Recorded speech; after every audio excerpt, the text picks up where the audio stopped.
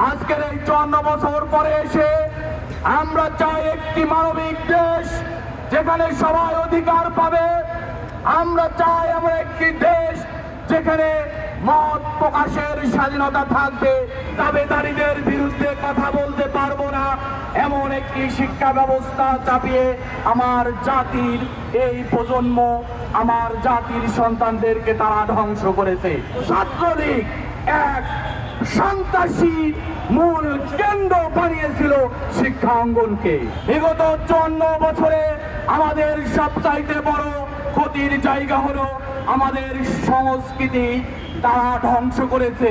পার্শ্ববর্তী দেশ, প্রতিবেশী দেশ থেকে শুরু করা বিশ্বের বিভিন্ন দেশ থেকে আমদানি করা সস্তা বস্তা পচা কালচার আমাদের উপর চাপিয়ে দিয়ে এ জাতির সংস্কৃতি মননকে তারা ধ্বংস করেছে। কাজেই আমাদের কোনো অগ্রগতি নেই।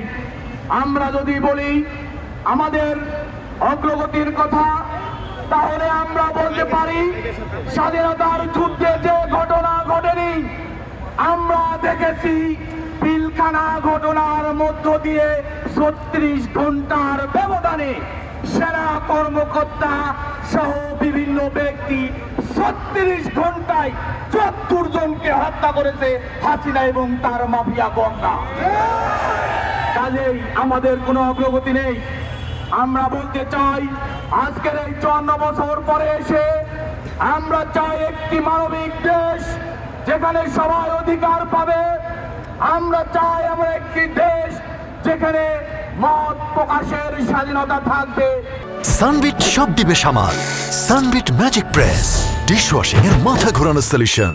আমরা দেখেছি আমরা বিগত আওয়ামী দুঃশাসন, তার আগে বাকশাল, সব কিছুতেই মূল ছিল কেউ তার মত প্রকাশ করতে পারবে না।